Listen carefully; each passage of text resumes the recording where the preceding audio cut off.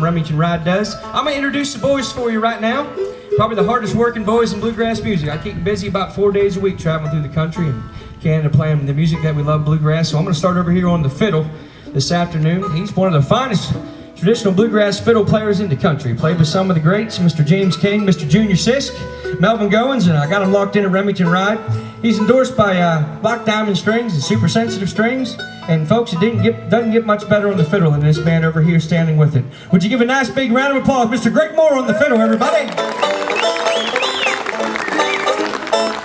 All right, back here on the big upright bass over here. He's a good-looking boy, isn't he? I'll tell you what, take a look at him. It's going to take more than one look at this boy, I guarantee you that. He's a great hard-driving bass player, great singer. Not much the boy can't do. Would you give a nice, warm welcome, Mr. Richard Egoff on the upright bass, if you would?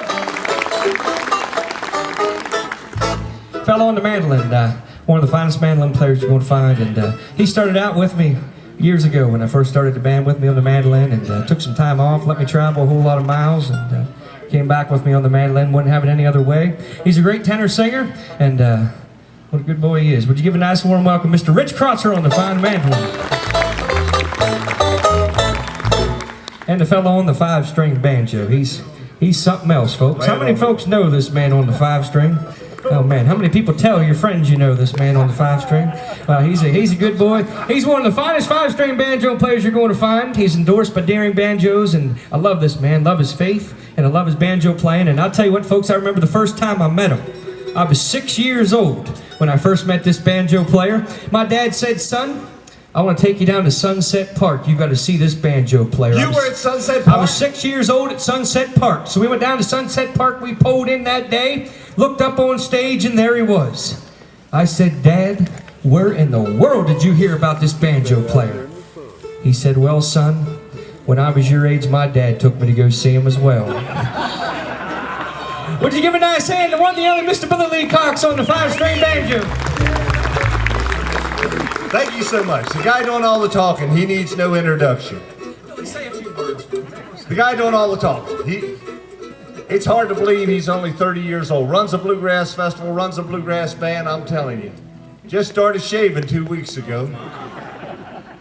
He shaved before we came over here today. Cut his legs twice. Anyway, he's a good old boy. You're going to enjoy his songs that he sings for you. He's written some great songs.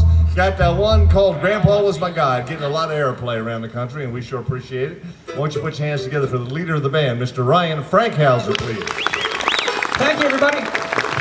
Well, okay, it's early, but can we tear the fiddle loose for you? Would you mind if we did that on this Friday afternoon? We got to play Mr. Bill Monroe's Festival at Bean Blossom, Indiana several weeks ago, and we broke this song out because it's a Bill Monroe number, and I bragged him up and let him play it for you right now. A little southern flavor. It goes like this.